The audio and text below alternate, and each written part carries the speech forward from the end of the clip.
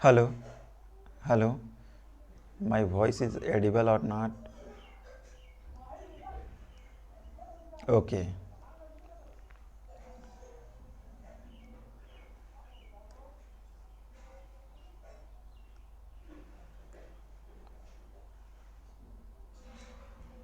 Hello everyone, good morning सभी को। हम लोग हाइब्रिडोमा टेक्नोलॉजी और मोनोक्लोनल एंटीबॉडी प्रोडक्शन पढ़ रहे थे। हाइब्रिडोमा टेक्नोलॉजी में हम लोग एंटीबॉडी प्रोड्यूस करते हैं कैसे, ठीक है। एंटीबॉडी से मोनोक्लोनल एंटीबॉडीज़ प्रोड्यूस किया जाता है, इसी को हम लोग कंटिन्यू कर रहे थे। और कल चूँकि पुअर नेटवर्क कनेक्शन के कारण कनेक्शन कट गया था, तो आज हम लोग वहीं से कंटिन्यू करेंगे जहाँ से हम पिछले क्लास में कंप्लीट नहीं कर पाए थे। सारे स्टूडेंट जल्दी से जल्दी ज्वाइन कीजिए। मैं एक बार फिर आपको बता रहा हूँ कि ये सब चीज़ें जो हम लोग पढ़ रहे हैं ये अप्लाइड फील्ड है। बाकी सारे आपने फर्स्ट ईयर से लेकर अभी तक पढ़ा होगा वो क्या था, थ्योरेटिकल फील्ड, लेकिन यहाँ पर ये अप्लाइड फील्ड है, ठीक है। तो अप्लाइड फील्ड आपको बिल्कुल पता होना चाहिए, थ्योरीज तो सभी पढ़ते हैं। ये सारी चीज़ें हम लोग पढ़ चुके थे।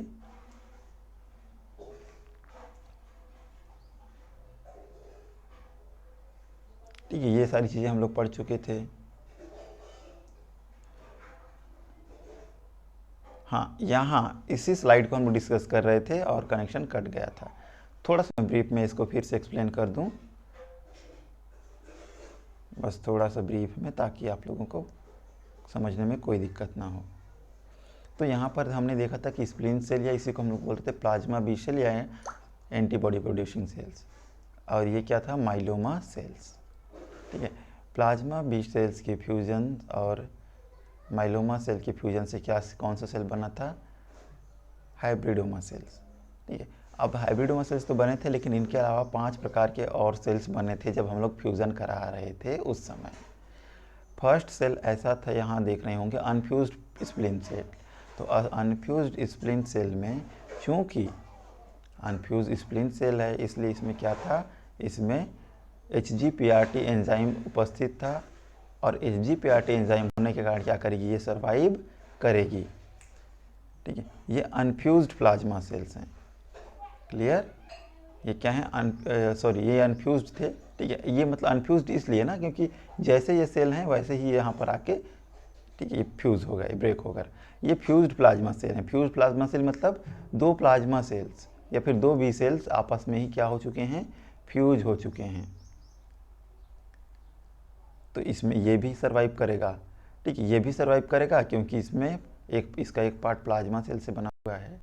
लेकिन ये दोनों सर्वाइव नहीं करेंगे, और रीज़न क्या है, क्योंकि इसमें HGPRT एंजाइम एब्सेंट है, ठीक है।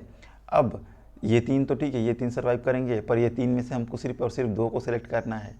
तो कैसे, तो होता क्या है, इनको फिर कुछ जनरेशन तक ग्रो कराया जाता है, ठीक है। कई जनरेशन तक इसको उसी कल्चर मीडियम में ग्रो कराया जाता है, हैट मीडियम में। अब चूंकि ये दोनों नॉर्मल सेल हैं, तो ये दोनों नॉर्मल सेल होने के कारण क्या करेंगे, ये डेथ कर जाती हैं, मर जाती हैं। लेकिन ये सेल, चूंकि ये हाइब्रिडोमा सेल्स है, ठीक है, तो ये सेल एंटीबॉडी भी प्रोड्यूस करते रहती है और कंटिन्यू सर्वाइव भी करती है कई जनरेशन से। तो अब हमें पता चल जाता है, चूंकि ये दोनों सेल मर जाती हैं, तो अब सिर्फ और सिर्फ ये बचा, और इसको हम लोग क्या कर लेते हैं, वहाँ से अलग कर लेते हैं, और अलग करके फर्दर इनको सब कल्चरिंग कराते हैं, प्रोलिफरेट कराते हैं, और इसी को यूज़ करते हैं मोनोक्लोनल एंटीबॉडी के प्रोडक्शन के लिए, ठीक है। इसी को हम लोग कल यहाँ पढ़ रहे थे।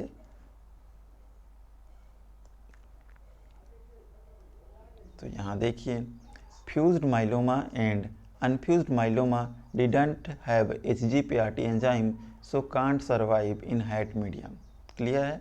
जो फ्यूज्ड माइलोमा और अनफ्यूज्ड माइलोमा सेल में HGPRT है ही नहीं, तो वो सर्वाइव करेंगे ही नहीं, क्लियर, क्योंकि वहाँ न्यूक्लियोटाइड का सिंथेसिस होगा ही नहीं।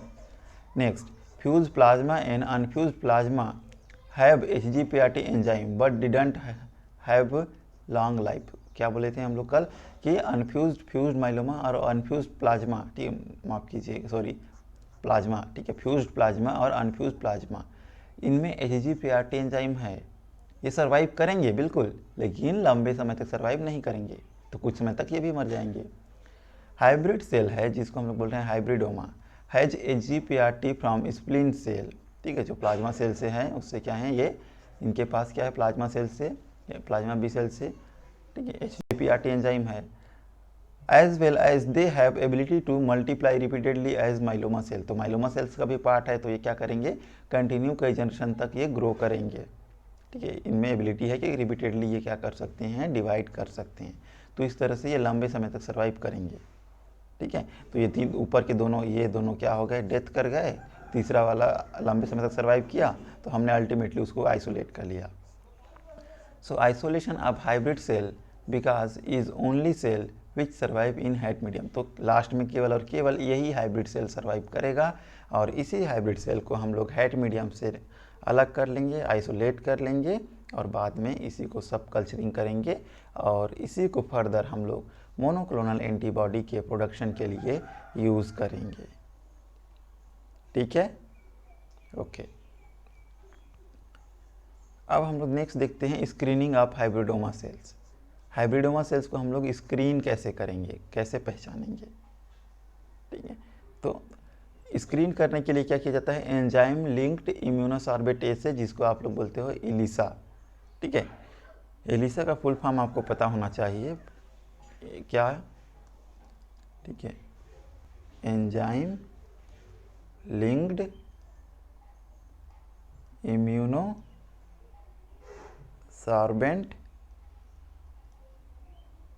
ऐसे, ठीक है, ये एलिसा का फुल फॉर्म होता है, हमारे लाइब्रेरी में प्रेजेंट है ये HIV वगैरह डिटेक्ट करने के लिए हमारे लैब में। एलिसा स्क्रीनिंग मेथड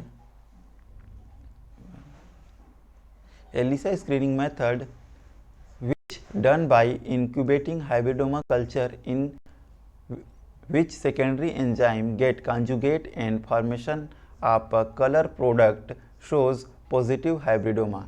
हम लोग क्या करते हैं, जैसे ये सेल है, ठीक है, सपोज टू बी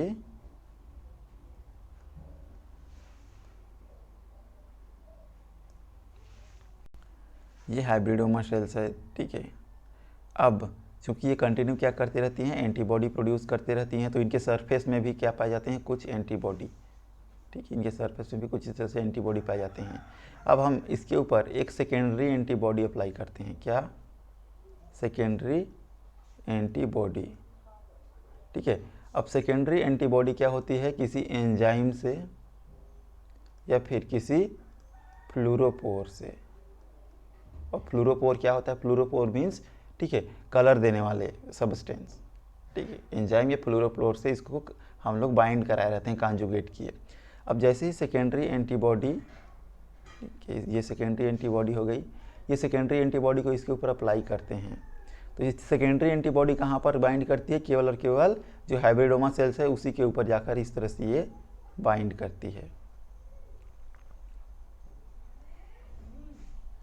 और जैसे सेकेंडरी एंटीबॉडी इन हाइब्रिडोमा सेल से बाइंड करती है, हम पहचान जाते हैं कि यहाँ यही हमारा ठीक है हाइब्रिडोमा सेल्स। और कैसे पहचानते हैं, जैसे बाइंडिंग होती है इसमें कुछ फ्लोरेसेंस जनरेट होते हैं, ठीक है, फ्लोरेसेंस जनरेट होते हैं, ये जो फ्लोरोपोर हम ऐड किए रहते हैं ना, वो कुछ फ्लोरेसेंस एमिट करते हैं, ठीक है, या फिर किसी प्रकार का रिएक्शन देते हैं, तो उस रिएक्शन को हम लोग ऑब्जर्व कर लेते हैं और पहचान लिया जाता है कि यही हमारा हाइब्रिडोमा सेल्स है और इसी को हम लोग को यूज़ करना है।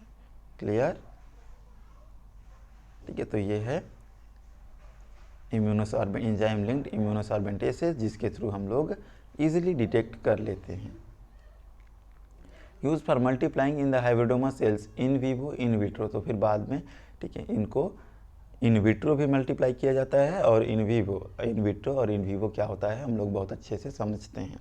इन विट्रो मीन्स क्या, यहाँ क्लियर देखिए, ठीक है, in vitro means lab condition में क्या करना है, इनको ग्रो कराना, लैब कंडीशन में मेंटेन करना, लेबोरेटरी में, ठीक है, रॉक्स बॉटल्स में।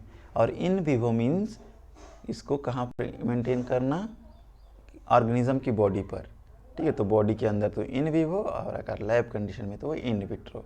और चाहे वो इन विट्रो हो या फिर इन विवो, दोनों तरह से मेंटेन करने का हमारा अल्टीमेटम क्या है, अल्टीमेट उद्देश्य क्या है कि इतने सारे बहुत सारे मोनोक्लोनल एंटीबॉडी का प्रोडक्शन करना, ठीक है।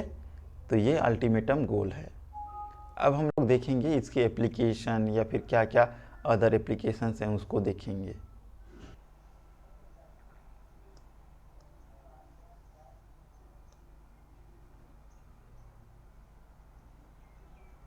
थोड़ा सा और इसको क्लियर कर लेते हैं। हाँ, देखिए, in vivo procedure involve introduction of hybridoma cells into peritoneal cavity of the animals, then from aseptic fluid antibodies are isolated। बोला क्या जा रहा है कि ये जो हाइब्रिडोमा सेल्स हैं उनको कहाँ पर इम्प्लांट किया जाता है, पेरिटोरियल कैविटी में, कि ऑर्गेनिज्म के पेरिटोरियल कैविटी में एनिमल्स के इम्प्लांट किया जाता है, वहाँ पर इंट्रोड्यूस किया जाता है। और बाद में पेरिटोरियल कैविटी में क्या करती हैं, ये मल्टीप्लाई करती हैं, ग्रो करती हैं, अपना नंबर इंक्रीज़ करती हैं, और बाद में उनके जो फ्लूइड होते हैं उन्हीं फ्लूइड को एक्सट्रैक्ट करके उनसे एंटीबॉडीज़ को अलग कर लिया जाता है। ठीक है, सेकेंड देखते हैं इन विट्रो मेथड्स में। नहीं समझ में आया होगा तो मैं इसको थोड़ा सा डायग्रामेटिक एक्सप्लेन करने की कोशिश कर रहा हूँ। इन व्यू में देखो क्या होता है। ठीक है, इन व्यू में हमने ये हाइब्रिडोमा सेल्स को लिया। इन हाइब्रिडोमा सेल्स को क्या किया जाता है, इनकी पेरिटोरियल कैविटी में इंजेक्ट किया जाता है, इंट्रोड्यूस कराया जाता है पेरिटोरियल कैविटी में। उसके बाद क्या, यहाँ पर ये अपना नंबर इंक्रीज़ करते हैं। ठीक है, और इंक्रीज़ करने के बाद ये एंटीबॉडी प्रोड्यूस करते हैं। ठीक है, अब इन्हीं एंटीबॉडी को इनके जो टिश्यू फ्लूइड होते हैं, इनके जो फ्लूइड होते हैं, सेक्टिव फ्लूइड, कई सारे फ्लूइड, उन्हीं फ्लूइड को यहाँ से आइसोलेट कर लिया जाता है लिक्विड को, और फिर मोनोक्लोनल एंटीबॉडी उनसे आइसोलेट किया जाता है। जबकि इन विट्रो अप्रोच में क्या होता है, देखिए, in vitro method involves culturing of hybridoma cell in suitable culture media and then antibodies are isolated and purified. तो मैं क्या बोल रहा था, इससे पहले हम लोग पढ़ चुके हैं ना कि क्या होता है कल्चर मीडिया वगैरह। तो इन विट्रो में क्या किया जाता है, ये देखो, इन्हीं जो सेल्स होते हैं हाइब्रिडोमा सेल्स, उनको लैब में क्या किया जाता है, कल इस तरह से रॉक्स बॉटल में बहुत सारे, ठीक है, कल्चर मीडिया में क्या किया जाता है, रॉक्स बॉटल होते हैं जिसमें कल्चर मीडिया वगैरह होते हैं, उसमें ग्रो कराया जाता है। और यहीं पर ये कल्चर मीडिया में ही क्या करते हैं, फिर मोनोक्लोनल एंटीबॉडी को बनाते हैं, और बाद में इन्हीं कल्चर मीडिया को अलग कर लिया जाता है, और फिर इनको प्रोसेसिंग की जाती है, इनसे एंटीबॉडीज़ या मोनोक्लोनल एंटीबॉडीज़ एक्सट्रैक्ट किया जाता है। ठीक है, तो ये दोनों अप्रोच हो गया, इन विवो अप्रोच और in vitro approach. Once a hybridoma colony is established, it will continually grow in culture medium like RPMI 1640 and produced antibodies। तो एक तरह से हाइब्रिडोमा की कॉलोनी जब एक बार मेंटेन कर ली जाती है तो इनको लैब कंडीशन में देखना। ये एक सेल लाइन है ना, RPMI 1640, ये एक सेल लाइन है, इसको याद रखना कि RPMI 1640 का यूज़ क्या के लिए किया जाता है, एंड मोनोक्लोनल एंटीबॉडी प्रोडक्शन के लिए। और ये क्या है, तो ये एक सेल लाइन है, तो इसी सेल लाइन की, ठीक है, के ऊपर मोनोक्लोनल एंटीबॉडीज़ ग्रो की जाती है। ठीक है, आरपी सेल लाइन, और या फिर एक तरह का ये कल्चर मीडियम भी है। ठीक है, स्टोरेज, और बाद में इसको स्टोर कहाँ करते हैं, लिक्विड नाइट्रोजन में। कहाँ पर, लिक्विड नाइट्रोजन में। ठीक है, स्टोर करके रखते हैं। एक बार मोनोक्लोनल एंटीबॉडी प्रोडक्ट मतलब उसको आइसोलेट कर लिया गया, उसके बाद इसको लिक्विड नाइट्रोजन में स्टोर करके रखा जाता है। आप लोग अभी भी देख रहे हो कि जो वैक्सीन वगैरह हैं उसको कहाँ पर स्टोर किया जा रहा है, 4 डिग्री सेंटीग्रेड में। ठीक है, इसको फ्रीजर्स में, किसी किसी को तो माइनस में रखना है, कोई किसी वैक्सीन को। ठीक है, तो ये सारी चीज़ें हैं। वैक्सीन की वीडियो भी मैंने अपलोड की थी, तो आप लोगों को पता होना चाहिए कि कौन कौन से वैक्सीन अवेलेबल हैं। पता है किसी को? चलो अच्छी बात है, पता है। तो यहाँ पर थोड़ा सा और ब्रीफ कर लेते हैं, उसके बाद इसके एप्लीकेशन को हम लोग मूव करेंगे। ठीक है, थोड़ा सा इसको ब्रीफ कर लेते हैं। जैसे कि सबसे पहले देखिए इम्यूनाइजेशन। ठीक है, इम्यूनाइजेशन में क्या करते हैं हम लोग को वैक्सीन के थ्रू क्या करने की कोशिश की जा रही है अभी, इम्यूनाइज करने की। ठीक है, ताकि हम एंटीबॉडी प्रोड्यूस करें। ठीक है, थोड़ा सा यहाँ इंटरेस्टिंग है थोड़ा सा, वैक्सीन के थ्रू। ठीक है, ये वैक्सीन है, वैक्सीन के थ्रू हमें क्या करने की कोशिश की जा रही है, इम्यूनाइज। और जब इम्यूनाइज करेंगे तो हमें क्या होगा, हम क्या करना स्टार्ट करेंगे, हम एंटीबॉडी प्रोड्यूस करना स्टार्ट कर देंगे। ठीक है, यहाँ भी सेम हो रहा है, इसको हम लोग इम्यूनाइज कर रहे हैं, ये भी एंटीबॉडी प्रोड्यूस करना स्टार्ट करेगी। ठीक है, ओके, देखते हैं सबसे पहले। तो यहाँ पर देखिए, इसमें क्या है, एंटीजन है जिसके अगेंस्ट में हमें मोनोक्लोनल एंटीबॉडी प्रोड्यूस करना है। सबसे पहले माउस में इंजेक्ट किया जा रहा है। अब माउस में इंजेक्ट करेंगे तो वहाँ पर ये एंटीबॉडी बनाने को स्टिमुलेट करेगी। तो यहाँ पर ठीक है, जो बी सेल्स होंगे वो एंटीबॉडी बनाने स्टार्ट कर देंगे। तो यहाँ पर जो बी सेल्स हैं उन्हीं बी सेल्स को अलग कर लिया जा रहा है, ये देख रहे हो। और यहाँ पे माइलोमा सेल का कल्चर है, माइलोमा सेल्स के कल्चर से माइलोमा सेल्स को अलग कर लिया जा रहा है। ठीक है, और एक चीज़ याद रखना कि HGP जो बी सेल्स हैं उनमें HGPRT एंजाइम प्रेजेंट होता है और ये एंटीबॉडी प्रोड्यूस करती हैं। IgG+ लिखा है और ये HGPRT एंजाइम नहीं होती हैं इनमें, और Ig- मतलब ये एंटीबॉडी प्रोड्यूस नहीं करती हैं, ये सिर्फ और सिर्फ इनको लंबे समय तक जीवित रखने में हेल्प करती हैं। ठीक है, अब दोनों को क्या लेते हैं हम लोग, फ्यूज़ करा देते हैं। फ्यूज़ किसके है, थ्रू पॉलीइथिलीन ग्लाइकॉल। और पॉलीइथिलीन ग्लाइकॉल या पेग क्या होता है मैं बताया था, इसको फ्यूजोजेन बोलते हैं। ठीक है, इनके प्रेजेंस में फ्यूज़ करा दिया जाता है और हैट सिलेक्शन मीडियम यूज़ किया जाता है, हाइपोजेंथिन, एमिनोपटेरिन एंड थाइमिडीन मीडियम में। तो दो यहाँ हमने 5 प्रकार के सेल्स बने थे, हमने देखा था। ठीक है, तो ये hybrid first, hybrid second, hybrid N और माइलोमा सेल्स। और ये तो माइलोमा सेल्स तो डाई कर जा रहे थे, हमने देखा था। क्यों, क्योंकि HGPRT था ही नहीं। ठीक है, और इनमें में भी ठीक है जो सेल्फ फ्यूज़ हुए थे हाइब्रिड, वो क्या हुए थे, वो भी डाई कर गए थे। ठीक है, तो यहाँ देखिए, cloning of individual hybridoma sales and testing the clones for production of desired antibody production. तो यहाँ पर क्या हुआ था, यहाँ पर जो केवल और कौन सर्वाइव किया था, कौन सर्वाइव किया था, ओनली और ओनली हाइब्रिडोमा सेल्स। और बाद में उस हाइब्रिडोमा सेल्स को हमने सेलेक्ट कर लिया था और सेलेक्ट करके इसका हमने कल्चर कराया था। तो दोनों तरफ के कल्चर, इन विवो भी और इन विट्रो भी, और दोनों तरह से कल्चर कराकर हमने एंटीबॉडी प्रोड्यूस की थी। तो यह देखिए, मोनोक्लोनल एंटीबॉडी, मोनोक्लोनल एंटीबॉडी, और बाद में इन्हीं मोनोक्लोनल एंटीबॉडी को हमने फ्रीज करके रख लिया था फ्यूचर यूज़ के लिए। क्लियर, ठीक है। तो हमने मोनोक्लोनल एंटीबॉडी प्रोड्यूस करा ली है और उसको हमने हार्वेस्ट भी कर लिया है, इस तरह से पैक कर लिया है। अब क्या करेंगे, इसका एप्लीकेशन देखेंगे। ठीक है, तो फर्स्ट एप्लीकेशन देखते हैं। तो सीरोलॉजिकल टेस्टिंग, कैसे सीरोलॉजिकल टेस्टिंग में हेल्पफुल है, तो आप लोग बताइए कैसे हेल्पफुल है। ठीक है, identification of A blood group. तो आप लोग क्या ऐड करते हो,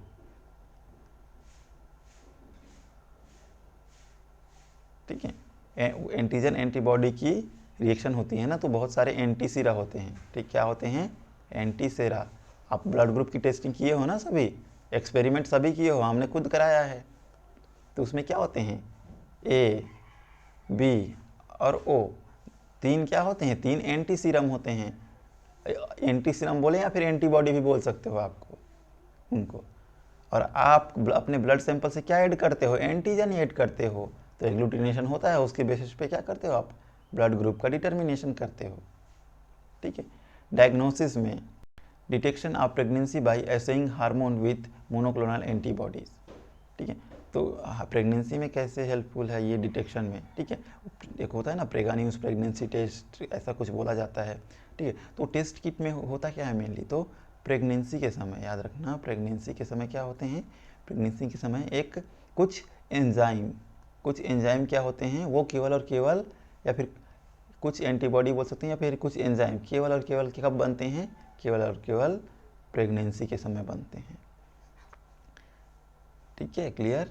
और उन्हीं एंजाइम को क्या किया जाता है, ऐसे टेस्ट किट में ऐसा फिट कर दिया जाता है इसको। ठीक है, यहाँ पर, और यहाँ पर जब हम, ठीक है, जो भी फ्लूइड, यूरिन वगैरह या फिर दूसरे फ्लूइड ऐड किया जाता है तो उनमें एंटीजन एंटीबॉडी इंट्रैक्शन होती है और फिर बाद में पता चल जाता है पॉजिटिव, इस तरह से पॉजिटिव या फिर नेगेटिव रिजल्ट ये शो कर देता है। तो ये सारी चीज़ें हमें, separation of one substance from mixture of very similar molecule. तो बहुत सारे मॉलिक्यूल्स हैं, तो उनसे किसी एक पर्टिकुलर सब्सटेंस को अलग करने में। ठीक है, तो ये कैसे देखो यहाँ पर, ये क्या है, बहुत सारे मिक्सचर हैं, ठीक है। अब हमें सिर्फ और सिर्फ इसको आइसोलेट करना है यहाँ से। तो कैसे आइसोलेट करेंगे, कैसे अलग करेंगे, ठीक है। लिक्विड में तो हम ठोस रहा था तो अलग देख लेते, लिक्विड है तो कैसे आइसोलेट करेंगे, मॉलिक्यूल्स हैं तो इसके लिए क्या किया जाता है, मोनोक्लोनल एंटीबॉडी डिज़ाइन करके अप्लाई कर दिया जाता है और ये स्पेसिफिकली इसी पे जाके बाइंड करता है, क्योंकि इसी को टारगेट करके हम बनाते हैं एंटीबॉडी, और बाकी टारगेट नहीं करता है तो बाकी सारे वॉश आउट हो जाते हैं, ये इसी के साथ बाइंड रह जाता है। तो देख रहे हो कि कैसे सेपरेशन में हेल्प करता है। और भी बहुत सारे एप्लीकेशंस हैं इम्यूनो प्यूरिफिकेशंस में। Purification of individual interferon using monoclonal antibody. तो इंटरफेरॉन भी क्या होते हैं, हमारे ब्लड का कंपोनेंट होता है, तो इनको भी प्यूरिफाई करने में मोनोक्लोनल एंटीबॉडी का यूज़ होता है। Inactivation of T lymphocyte responsible for rejection of organ transplant, ठीक है। अब देखो कैसे, इंटरेस्टिंग, बहुत इंटरेस्टिंग है ये, ठीक है। कैसे इंटरेस्टिंग है, इसी को मैं एक्सप्लेन करूँगा अभी, देखना अभी, ठीक है। ऑर्गन ट्रांसप्लांट हो रहा है, ऑर्गन ट्रांसप्लांट। तो सपोज ये क्या है, इंडिविजुअल 1, ठीक है। इसी का हम लोग क्या, किडनी को क्या कर रहे हैं, ट्रांसप्लांट कर रहे हैं, ठीक है। कहाँ पर, इंडिविजुअल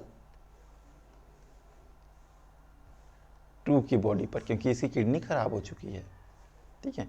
अब जब हम लोग ट्रांसप्लांट करेंगे तो कई चीज़ें हैं, ठीक है, MHC, ठीक है, HLA मैचिंग, ये सारी चीज़ें चेक की जाएंगी पहले कि ये इसको एक्सेप्ट करेगा या नहीं करेगा, और अगर नहीं करेगा तो कौन, ठीक है, T सेल्स, तो इसको कैसे फिर ट्रांसप्लांट करें अगर नहीं करेगा तो, T सेल्स, ठीक है, ये T सेल्स। तो T सेल्स याद रखना, T सेल मेजर सेल्स है, मेजर कंपोनेंट है इम्यून सेल्स का।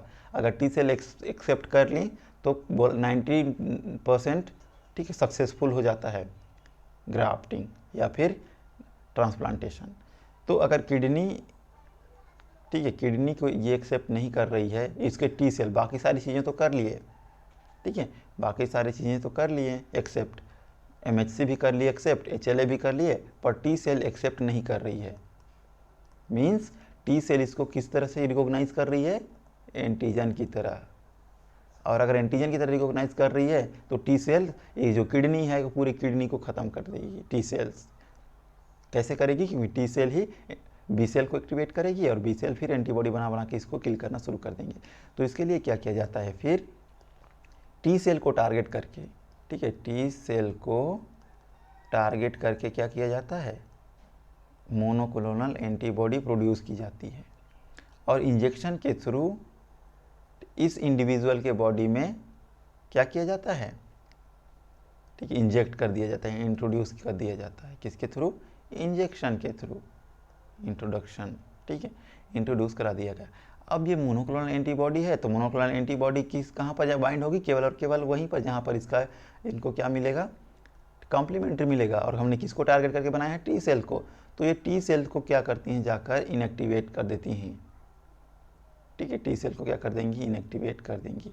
और जब T सेल इनएक्टिवेट हो जाएगा तो जो 90% चांस था कि 90% T सेल इनको किडनी सेल को किल कर देंगी, तो अब ये इनएक्टिव हो जाती हैं, तो आसानी से ये फिर चली जाती हैं, ठीक है, ट्रांसप्लांटेशन आसानी से हो जाता है और विदाउट एनी प्रॉब्लम की, ठीक है। बाद में T सेल्स को फिर मॉडिफाई किया जाता है और वो बाद में एक्टिवेट हो जाती हैं। तो ये सारी चीज़ें हैं, ठीक है, समझ में आया होगा, ठीक है। तो inactivation of T lymphocyte responsible for rejection of organ transplant, समझ में आ गया होगा। नेक्स्ट है therapies, removal of tumour cell from bone marrow, ठीक है। तो बोन मैरो में जो ट्यूमर सेल्स हैं उनके रिमूवल के लिए भी इनको यूज़ किया जाता है, मतलब बोन मैरो में भी जो भी ट्यूमर सेल्स हैं उन्हीं को टारगेट करके मोनोक्लोनल एंटीबॉडी बनाया जाता है और जाके स्पेसिफिकली उसी को किल करते हैं। Treatment of acute renal failure, तो जो भी रीनल फेलर है, तुरंत रीनल फेलर होते हैं तो उनको भी ट्रीटमेंट करने के लिए यूज़ किया जाता है। Treatment malignant and leukaemic cells, B cell lymphoma and variety of allograft rejection after transplantation, तो जो भी ट्रांसप्लांटेशन के बाद रिएक्शन देखने को मिलती हैं आफ्टर ट्रांसप्लांटेशन, उन सारी चीज़ों को ट्रीट करने में, साथ ही साथ जो ट्यूमर्स वगैरह होते हैं, मैलिग्नेंट ट्यूमर होते हैं या फिर बी सेल लिम्फोमा होते हैं, उन सारी चीज़ों को ट्रीट करने के लिए इन मोनोक्लोनल एंटीबॉडी का यूज़ किया जाता है। ठीक है, समझ में आ गया। और आप सबसे बेहतर एग्जाम्पल एंटीवेनम और एंटीवेनम के रूप में ये तो आप लोग देख ही रहे होंगे। ओके, तो ये सारी चीज़ें थी मोनोक्लोनल एंटीबॉडी के बारे में। चूँकि टाइम बचा हुआ है, ठीक है, मोनोक्लोनल एंटीबॉडी या फिर हाइब्रिडोमा टेक्नोलॉजी यहाँ पर क्या होता है, ख़त्म होता है। और चूँकि हमारे पास टाइम है अभी, तो हम लोग क्या स्टार्ट करते हैं, हम लोग स्टार्ट कर देते हैं दूसरा टॉपिक। ओके, टाइम है अपने पास, तो हम लोग टाइम वेस्ट ना करते हुए दूसरा टॉपिक स्टार्ट कर देते हैं।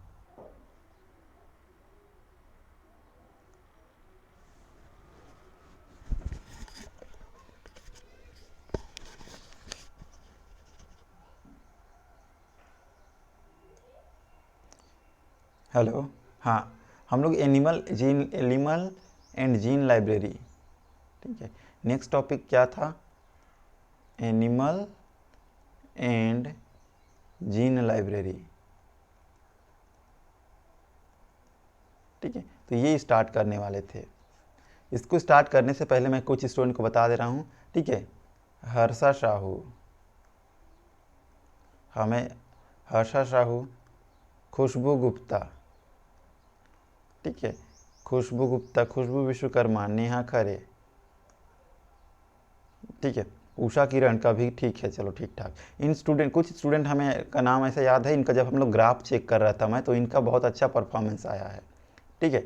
इनका ये ऐसे स्टूडेंट हैं जो सिंसियरली क्लास अटेंड कर रहे हैं।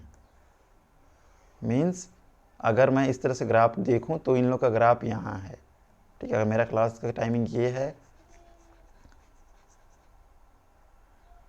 तो इनका ग्राफ कुछ इस तरीके से है। तो कुछ स्टूडेंट का हमें याद है, तो अच्छी बात है। इतने अभी, ठीक है, 20 मई तक आपकी लगभग सारी लेक्चर कंप्लीट हो जाएंगी, तो एटलीस्ट 20 मई तक मेंटेन रखो इस चीज़ का। ओके, अब हम लोग देखते हैं जीन लाइब्रेरी या एनिमल, हाँ, जीन लाइब्रेरी या एनिमल लाइब्रेरी, उसी को बोल रहे हैं। तो जीन लाइब्रेरी से क्या समझते हो, सबसे पहले आप ये बताओ, लाइब्रेरी मीन्स क्या? Library means collection of book, ठीक है, कलेक्शन ऑफ बुक। इसी तरह से हम लोग जीन लाइब्रेरी पढ़ रहे हैं, तो जीन लाइब्रेरी में क्या होगा, जीन लाइब्रेरी में क्या होगा, कलेक्शन ऑफ जीन का कलेक्शन होगा, ठीक। तो दो तरह के हम लोग लाइब्रेरी पढ़ते हैं, जीन लाइब्रेरी, इसको मैं बहुत ब्रीफ में एक्सप्लेन करूँगा, बहुत ज़्यादा एक्सप्लेन नहीं, तो बहुत लंबा टॉपिक है। एमएससी में इनको पढ़ने में 5-6 लेक्चर लग जाता है, तो मैं इसको इतना डिटेल नहीं पढ़ाऊँगा, बहुत ब्रीफ में इसको एक्सप्लेन करूँगा, ठीक है। जीन लाइब्रेरी क्या होता है और CDN लाइब्रेरी क्या होता है इसके लिए। तो library is the collection of book and gene library means collection of gene, ठीक है। तो एनिमल जीन लाइब्रेरी क्या है, एनिमल जीन लाइब्रेरी वह लाइब्रेरी है जिसमें हम लोग, ठीक है, जीन्स को हम लोग कलेक्ट करके रखते हैं, जीन्स में कलेक्ट करके, जीन्स को क्या करते हैं, कलेक्ट करके या इकट्ठा करके रखते हैं। अब जीन लाइब्रेरी दो तरीके से हो सकता है, एक होता है CDNA लाइब्रेरी, नहीं, पहले genomic library, genomic DNA library, और एक होता है CDNA लाइब्रेरी। क्लियर, दो लाइब्रेरी, जीनोमिक DNA लाइब्रेरी और CDNA लाइब्रेरी, ठीक है। जीनोमिक DNA में क्या किया जाता है, पूरा का पूरा जो जीनोम DNA होता है ना, जो हमारा जीनोमिक DNA होता है, उसकी लाइब्रेरी बनाई जाती है,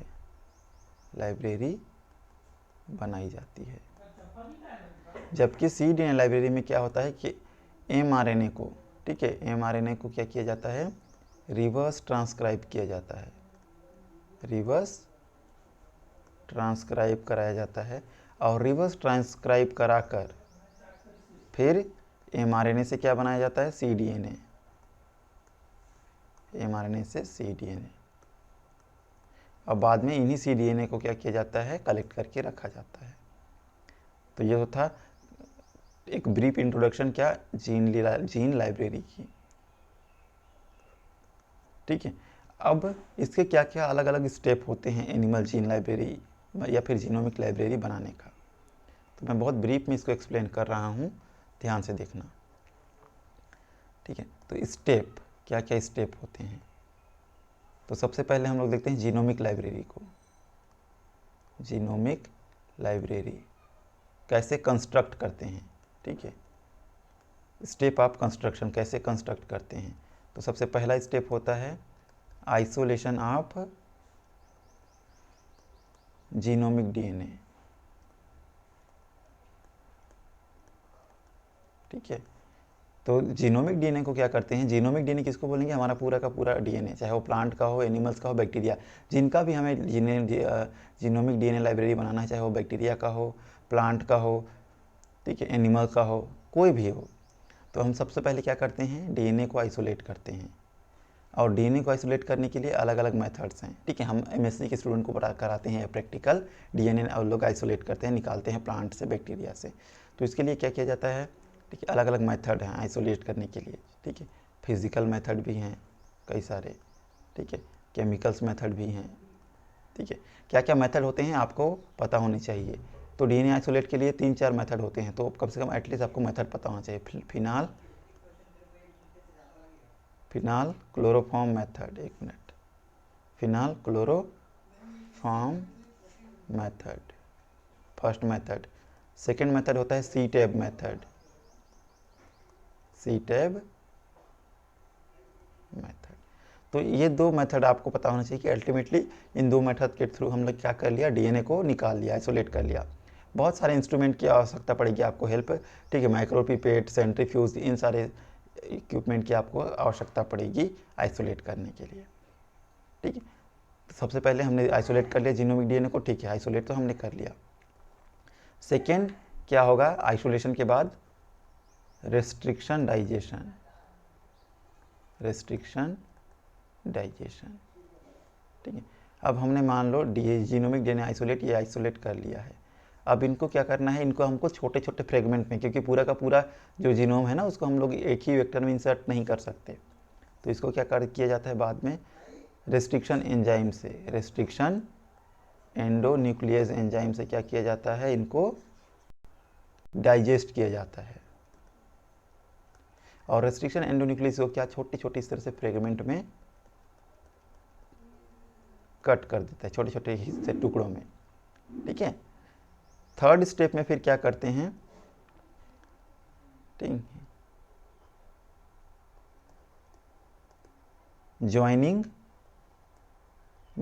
of DNA fragment in suitable vector. ठीक है, ये थर्ड स्टेप क्या किया जाता है, जो डीएनए फ्रेगमेंट होते हैं उनको एक सूटेबल वेक्टर में, ठीक है, वेक्टर में क्या किया जाता है, वेक्टर में इसको इंसर्ट किया जाता है। तो सपोज ये क्या है, ये एक वेक्टर है, और वेक्टर क्या हम लोग बोल रहे हैं इसको, ये एक वेक्टर है, ये क्या है, प्लाज्मिड बेस्ड वेक्टर है ना, प्लाज्मिड बेस्ड। इसको भी हम क्या करेंगे, रेस्ट्रिक्शन डाइजेशन कराएंगे, तो ये क्या हो जाएगा, इस तरह से ये ओपन हो जाएगा। अब इसमें जो भी हमारा ये डीएनए फ्रेगमेंट है इसको यहाँ पर हम इंसर्ट करा देंगे, और ये क्या हो जाएगा, फिर इस तरह से पैक हो जाएगा। तो सारे जो क्लोन्स होते हैं या फिर सारे जो डीएनए होते हैं, अभी क्लोन्स नहीं बोलेंगे, ये डीएनए फ्रेगमेंट होते हैं, उनको इसी तरह से क्या किया जाता है, ज्वाइन करा दिया जाता है। ठीक है, और जब इस तरह से ज्वाइनिंग हो जाती है, उसके बाद नेक्स्ट स्टेप में क्या किया जाता है, फोर्थ स्टेप में, ठीक है, इनको, ठीक है, introduction of vector into suitable host. चौथा स्टेप में क्या किया जाता है, जो ये होस्ट है, ठीक है, होस्ट सेल है या फिर होस्ट ये जो डीएनए फ्रेगमेंट है ना, डीएनए फ्रेगमेंट या फिर जो वेक्टर में हम डीएनए फ्रेगमेंट को क्या किए हैं, इंसर्ट करा दिए हैं, ये हमारा वेक्टर है। और वेक्टर किसको कंटेन किए हुए है? हमारा डीएनए फ्रेगमेंट को कंटेन किए हुए है। अब इसको हम लोग किसी एक होस्ट में क्या करते हैं, इंसर्ट करा देते हैं। ये चला गया होस्ट के अंदर, मैं अलग पेन से ड्रा कर रहा हूँ, ठीक है। ये होस्ट है, इसके अंदर हमने क्या कर दिया, इसको इंसर्ट करा दिया, तो ये यहाँ चला आएगा, ठीक है। और होस्ट में आकर क्या करेगा, ये अपना नंबर इस तरह से इंक्रीज करेगा, क्लोन बनाएगा, ठीक है, क्लोन बनाएगा। तो इसको हम लोग क्या बोल दिए, क्लोन, क्योंकि ये इनकी आइडेंटिकल कॉपी हैं। फिफ्थ स्टेप में क्या किया जाएगा, ठीक है, स्क्रीनिंग ऑफ क्लोन। ये जो क्लोन्स हैं इसको क्या किया जाएगा, आइसोलेट करके इनको क्या किया जाएगा, स्क्रीन किया जाएगा, ठीक है। इनको पहचाना जाएगा, स्क्रीन किया जाएगा। स्क्रीनिंग के बाद छठवां इनको सीक्वेंसिंग, ठीक है। और सीक्वेंसिंग करके इनको क्या किया जाएगा, फिर सीक्वेंसिंग मतलब सीक्वेंसिंग करने के लिए भी ना अलग अलग तरीके हैं, अलग अलग मेथड हैं। मैक्सम गिलबर्ट मेथड, ठीक है, पायरो सीक्वेंसिंग, ये सारे सीक्वेंसिंग करने का क्या है,